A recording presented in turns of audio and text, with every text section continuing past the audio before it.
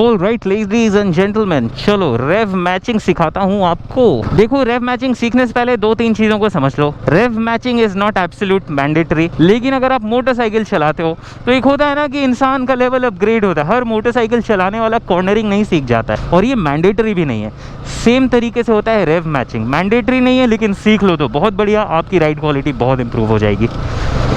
तो देखो, रेव मैचिंग में होता क्या है कि जब भी आप लोअर गियर पे जाते हो तो इंजन और व्हील का जो डिफरेंस है ना, वो अचानक से कम हो जाता है स्पीड का, जिसके कारण रियल व्हील लॉक होने का चांसेस बहुत ज्यादा होता है। इसी के चक्कर में कंपनीज ऑटो ब्लिपर भी देती है। अब हम लोग जो रेव मैच करते हैं ना, तो उसमें हम लोग बेसिकली थ्रॉटल को इस तरह से हल्का सा ब्लिप करते हैं, इसीलिए उस टेक को ऑटो ब्लिपर भी बोला जाता है। कि जब आप डाउन शिफ्ट जाते हो तो वहां पर जो है ना, थ्रॉटल अपने आप ब्लिप हो जाता है, आपको करना नहीं पड़ता। लेकिन रेव मैचिंग में आप ये मैनुअली करते हो। अब कैसे करते हो, देखो, जैसे पहले मैं ऊपर जाता हूँ थोड़ा, ये देखो,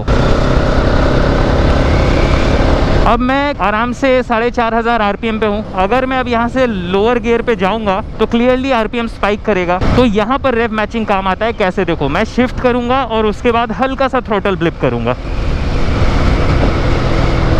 ठीक है, this is how you do it. फिर से दिखाता हूँ।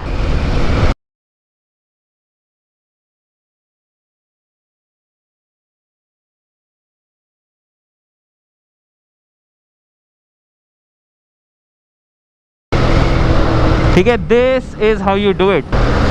शिफ्ट भी हो गया और रेव भी सही रहा, एंड भाई सुनने में मजा आता है।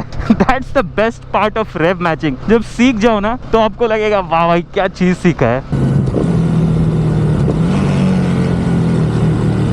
तो देखो, रेव मैचिंग में आप बेसिकली करते क्या हो। नॉर्मल शिफ्टिंग में क्या होता है कि आपने ये क्लच प्रेस किया, थ्रॉटल क्लोज किया, गियर अप किया, क्लच रिलीज किया। This is what you do in normal shifting. But rev matching में आप क्या करते हो, आप ऐसे जा रहे हो, क्लच इंगेज करने के बाद आपने गियर लो किया, और जैसे ही गियर लो किया थ्रॉटल को ब्लिप किया और क्लच को छोड़ दिया। ठीक है, this how you do it. लेकिन हाँ, I am not saying that I am perfect at it. मैं भी सीख ही रहा हूँ, लेकिन इतना सीख गया हूँ कि एक छोटा सा वीडियो बना सकता हूँ। तो मैं सोचा कि एक वीडियो बना दूँ भाई लोगों के लिए। तो करते करते सीखोगे, धीरे धीरे प्रैक्टिस करते करते you will eventually get better on this. फिर से करते हैं एक बार, हाँ, मज़ा आता है।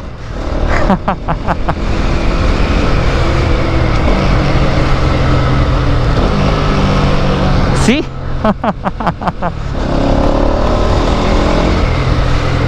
सो यार, this is how you do it. I hope it helps. Share with your friends, follow कर लेना।